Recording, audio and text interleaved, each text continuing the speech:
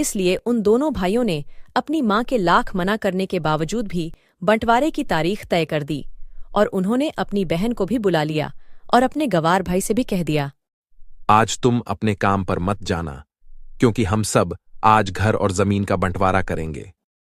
उसी वक्त उसकी बहन भी आ जाती है। तभी उसका गवार भाई कहता है, क्या है कि तुम लोग बंटवारा कर लो, मुझे जो भी देना हो दे देना, मैं शाम को आकर अंगूठा लगा दूंगा। अरे बेवकूफ, तू तो अनपढ़ ही रहेगा। जमीन का हिस्सा तो आमने सामने बैठकर ही होता है। तभी उसके दोनों भाई भी बीच वाले गवार भाई को उल्टा सीधा कहते हैं। तब उसकी माँ भी उसे कहती है, बेटा आज तो काम पर मत जा, बंटवारा तेरे सामने ही होगा तो ही अच्छा है। उसी वक्त वकील भी आ जाता है। आपका सारा हिस्सा मिलकर 10 बीघा जमीन है और आपका घर है।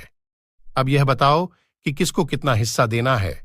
मैं उसी हिसाब से बंटवारे के कागज बना दूंगा। वकील साहब, 5-5 बीघा मेरे दोनों भाइयों के नाम लिख दो, और यह जो हमारा मकान है यह मेरी प्यारी बहन के नाम कर दो।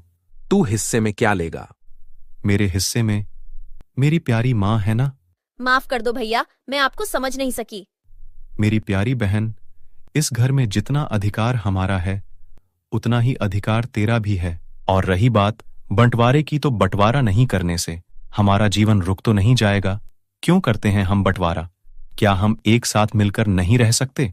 जैसे हम बचपन में मिलकर रहते थे, एक साथ मिलकर रहने को ही तो कहते हैं एक अच्छा परिवार, और उसे अच्छे परिवार को संभालती है एक माँ। तभी उसके दोनों भाई भी बहुत शर्मिंदा होते हैं और वह बंटवारे के सभी कागज फाड़कर फेंक देते हैं और उस दिन के बाद से ही उनका पूरा परिवार खुशी खुशी एक साथ ही